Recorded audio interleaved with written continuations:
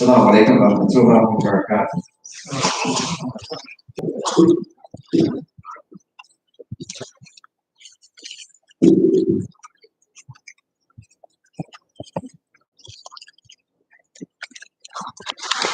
Allahu Akbar, Allahu Akbar. Allahu Akbar, Allahu Akbar. Ashhadu an la ilaha illallah. Ashhadu an la ilaha illallah.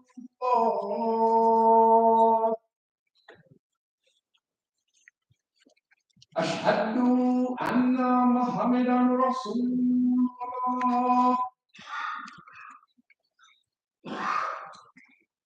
Ashhadu anna Muhammadan Rasulullah.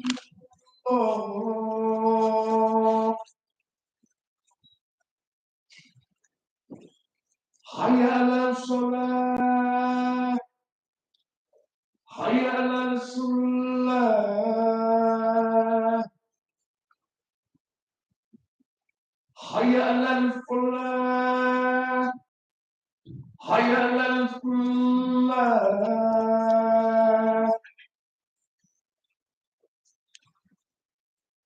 Allahu Akbar, Allahu Akbar. La ilaha illallah.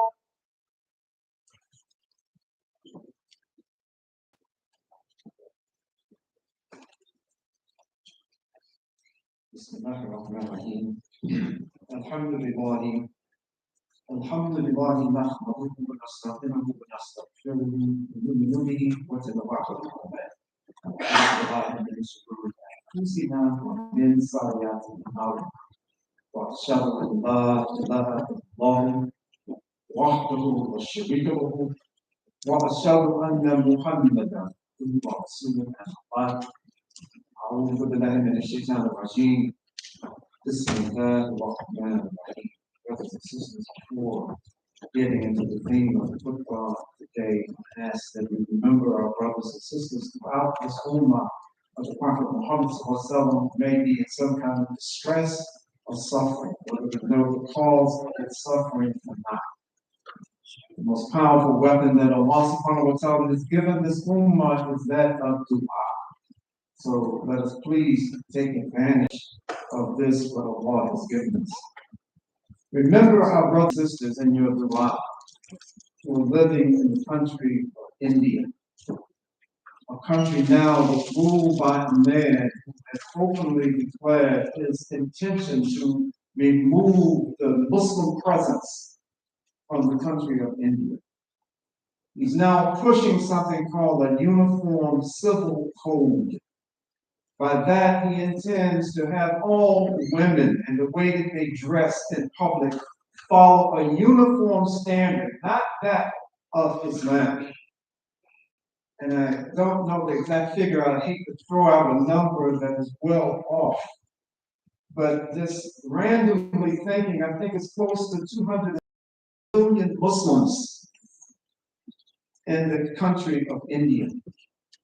So now this man who is allowing open declarations about genocide from members of their legislative bodies, now he's saying that no, those Muslim women walking around dressed in the way that they are dressed longer be a part of Indian society. Let us pray that Allah subhanahu wa ta'ala protect the Muslims of India and Kashmir from the kinds of attacks that they have been suffering. Those who are saying that because you're slaughtering the cows that we worship, and that those who are butchers and those who are selling beef, Muslims in the country of India have been attacked by just mobs, gangs of criminals just who are being allowed to attack Muslims simply because we can eat meat that the name of Allah, beef that the name of Allah subhanahu wa ta'ala has been pronounced over. Let us pray for our brothers and sisters there. Let us pray for our brothers and sisters in Palestine. You know, in Palestine, it's not just what the military is doing and the police are doing to the Palestinian Muslims. It's also what the settlers, those who have come to this land of Palestine and who are raising towns and villages, pushing the Muslims out of certain parts, taking their homes. A few years ago, and I'll go on with the Khutbah. A few years ago, I was in Palestine. And I was going up the hill. There was a brother who was showing me and another brother around, and he lived in a house that was sitting atop a hill. And as we were going up the hill, a military policeman came up, and they had what looked like Uzis, whatever rifles, automatic weapons that they carried. And they started pushing us literally back down the hill, telling us that this place was off limits because the government has declared that there is some historical site that's near this man's house, this man with 10 children. But now he was forced out of his house. God knows best whether there was any intention to turn that house as part of a tourist attraction, or whether or not it was just another move to push Palestinian families out of their homes. Let us pray that Allah subhanahu wa ta'ala relieve the suffering of our brothers and sisters throughout this ummah of the Prophet Muhammad sallallahu alaihi wasallam. Brothers and sisters, as all of us, I'm sure, know that today throughout the Muslim world is commonly known as the day of Ashura. That this day, the 10th day of Muharram, has tremendous significance for this ummah of the Prophet Muhammad sallallahu alaihi wasallam. And there are different points of emphasis for the members of this ummah of the Prophet Muhammad sallallahu alaihi wasallam. We're all familiar with the hadith and the seerah literature when it tells us that when the Prophet sallallahu alaihi wasallam made the hijrah from Mecca to Medina, he found the Jewish community fasting, and it was the 10th of Muharram. And when he asked, why are you fasting on this day? They said that this is the day that we were liberated from the Pharaoh. And so we fast on this day, and we know from the hadith literature that the Prophet Muhammad ﷺ instructed the ummah at that time that we have more right to fast than they have. I'm a brother of Musa alayhi salam, meaning a prophetic brother of the Prophet Musa. I and you, we have more right to fast on this day, but either the day before the night, and then fast on the 10th of Muharram, or fast on Muharram and the 11th of Muharram. Brothers and sisters, there's also a hadith that's found in the Sahih of Imam Bukhari that's narrated by Umar, where he said that the Prophet Muhammad observed the fast of Muharram and ordered the Muslims to fast on that day. But when the fasting of the month of Ramadan was described, the fasting of the Ashura was abandoned. Abdullah did not used to fast on that day unless it coincided with his routine day of fasting. Brothers and sisters, the Prophet ﷺ was also quoted in the hadith that's contained in Tirmidhi, that the most virtuous fasting after the month of Ramadan is fasting in the month of Ashura. So I'm not trying to say that by offering hadith not to fast on 2 days, a day before, a day after is a day of Ashura. But there is some scholarship that says that the command to fast on those days after the revelation of the Quran instructing us to fast during the month of Ramadan, that the requirement to fast on the day of Ashura was no longer something that we had to do. Brothers and sisters, I want to emphasize on this day of Ashura another significant, important event that occurred on this particular day, on the 10th of Muharram. That, of course, we know the Prophet Muhammad said that he received information from the Jewish community that this is the day that the Jews were liberated from the tyranny of Pharaoh. But also we should understand that it's we're looking for significant days, those red letter days on our calendar that we can turn to, that there are other points of significance for this day that you and I should remember, that you and I should recognize that it's important to the history and development of this ummah of the Prophet Muhammad sallallahu. I want to go through a long, detailed history. But I think all of us should be aware that in the year 680 on the Muslim calendar, that on the year 680, a relative few years after the death of the Prophet Muhammad sallallahu, that the grandson of the Prophet Muhammad sallallahu was martyred. But you probably have heard and read about these two beloved grandsons of the Prophet Muhammad sallallahu, Hassan and Hussein. Now the Prophet Muhammad sallallahu loved those kids so much that the hadith literature and the Sirah literature tells us that while he was leading Salat, they would come and climb on his back and play on his back while he was leading the ummah in Salat, and that the Prophet Muhammad sallallahu would not raise up until they had gotten off his back. There's so many quotes of the Prophet Muhammad sallallahu. There's so many recitations about how he loved these grandsons of his, the sons of Ali, and his beloved daughter Fatima. That there was a very close union with these children that the Prophet Muhammad sallallahu had.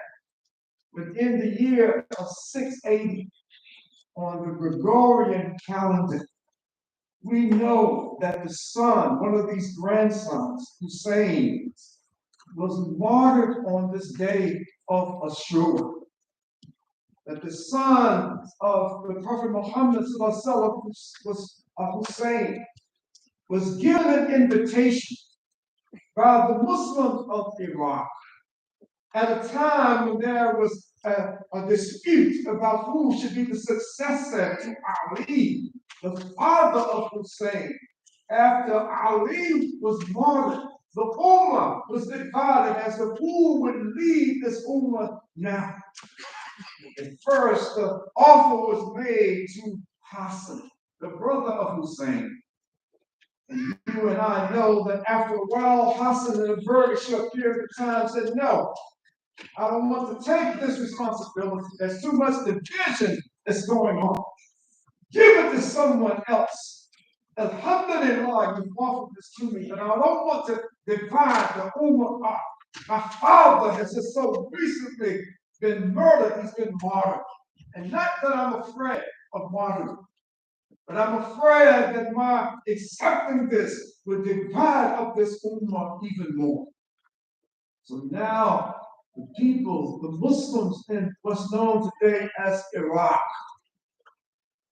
sent an invitation to Hussein and told Hussein that we have so many Muslims that if you just come to Kufa, come over here to Iraq, that we will support you.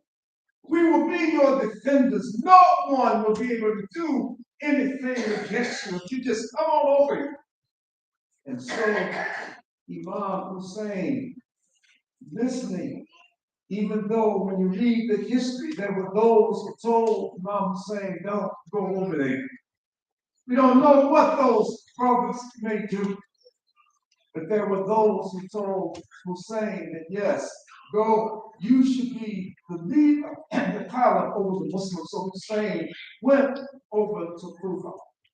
And when he got there, he found that much of what he had been told about all of this support, he would protect you with our lives, that it was just talk coming out of their mouths.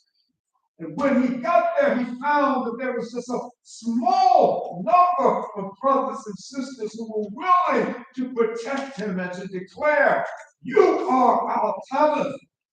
We're not going to follow Yazid. We know the cruelties that Yazid has done. We know he's the son of one of the Sahaba of the Prophet Muhammad Sallallahu. We know that Muawiyah was one of the scribes of the Prophet Muhammad Sallallahu. But this son of his does not equal up to his father in his character and how he's governing. So no, he's saying, come, and we will support you. You and I know. Just try to shorten the story just a little bit.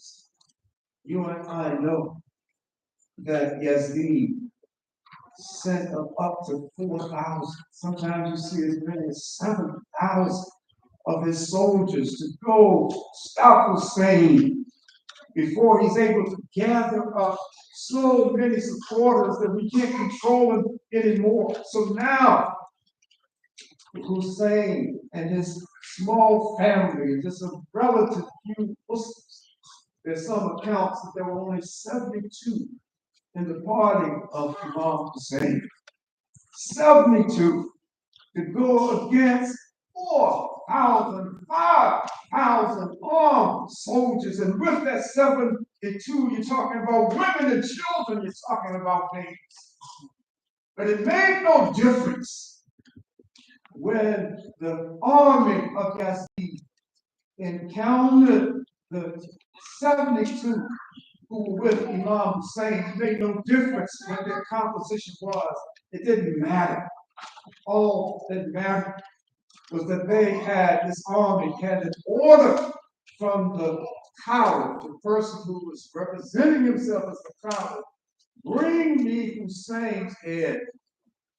Cut off the head of the grandson of the Prophet Muhammad, the one that we all know how much he loved him, how much he adored his grandsons. Cut off his head. This was their command from Yazid. Cut his head off and bring it back to me. And to just jump a little bit in the history, and this is actually literally what happened. After a relatively short battle, Hussein was decapitated. And the head was taken on a platter and presented to Yazid.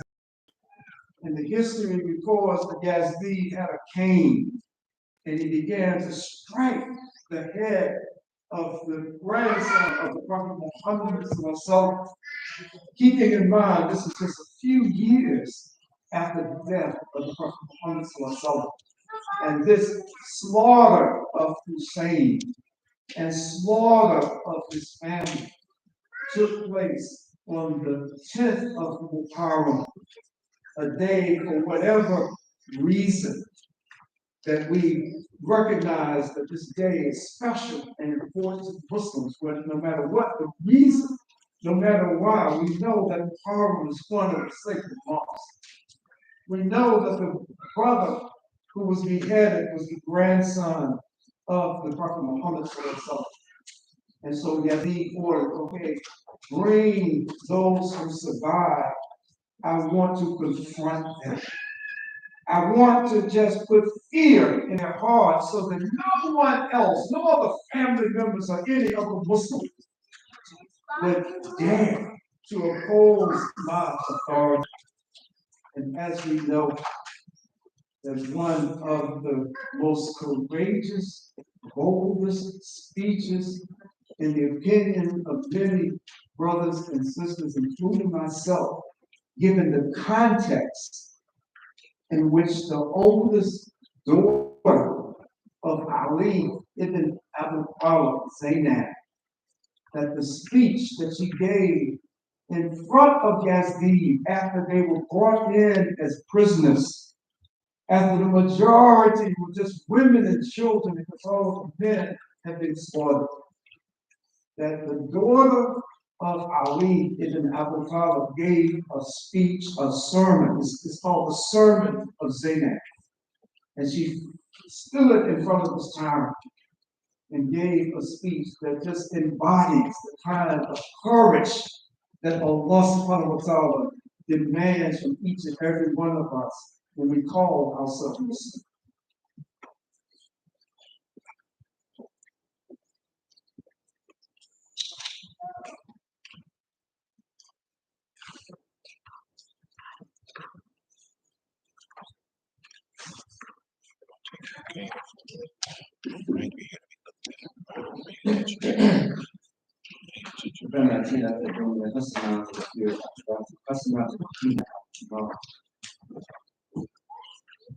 Brothers and sisters, this sermon of Zainab, the daughter of Ali ibn Abi Talib, it's one that if you haven't read it in its entirety, if you only just hear about it from football lectures like I'm doing now, I'm sure that if you go to check Google, you'll be able to find or go to AI, whichever way you access historical information. Go to one of these sites and read the sermon. And keep in mind the context in which Zainab is delivering this sermon to the ruler, the self-imposed ruler over all of the Muslims. And what we find is that this sister Zainab showed a kind of courage that every Muslim man, every Muslim woman should possess. I'm not trying to say that every Muslim woman should have the qualities and characteristics of Zainab. This was something that Allah subhanahu wa ta'ala had given to her, a special kind of courage in her heart, an ability to express herself that went beyond just her personal feelings, but went into the heart, the very root of what Islam itself stands for and what we should stand for as Muslims. Brothers and sisters,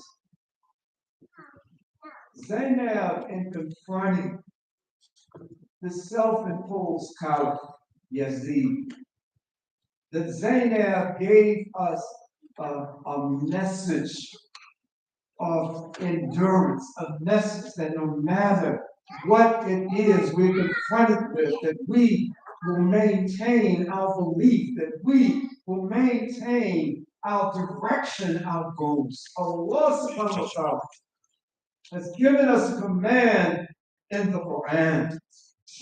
And we're all familiar with this particular command. How it manifests in our lives depends upon the iman in our heart, the courage or lack of courage in our hearts.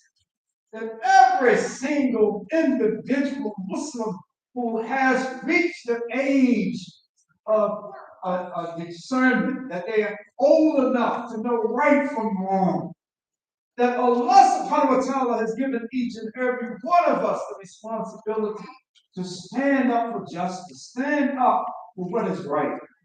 يا أيها الذين آمنوا كونوا قوامين بالقسط شهداء لله. That, oh, you who believe, stand out firmly for justice as witnesses to Allah. That our stand that we take for what is right and what is just, Allah subhanahu wa ta'ala characterizes this as being witnesses to Allah subhanahu wa ta'ala. We're following this command. None of us are exempt from this. None of us are exempt. The Prophet Muhammad in a very famous hadith has equated taking a stand for what is right and just with having faith itself. When the Prophet Muhammad made it clear that as an individual Muslim, each and every one of us here today, that if we see something that's not right, we see injustice happening in our face, then we are required, just from our shahada, to take a stand against it, to try to stop the injustice. Don't turn your head and act like you don't see it. We walk down the street and we see all kinds of foolishness going on. No one is saying, put yourself in a position where you're going to get shot by trying to break up people fighting with knives or with guns. I'm not talking about this kind of thing. But those things that we have the capability of stopping a boom and injustice as Muslims, as those who have claimed Shahada to Allah, we have the responsibility to stop it with our hands. We can't stop it with our hands. We have to at least speak out against it. And if we're not even in a position to do that, that we're so weak in this society, then we have to at least hate it in our hearts and not be a passive helper of those who are doing injustice. Brothers and sisters, Allah tells us in the Quran that this taking a stand for justice is not limited to the kuffar. It's not limited to the mystery kingdom. It's not limited to those. Even if it's against ourselves, if we are doing something, take a right stance to stop our individual self from doing what's wrong.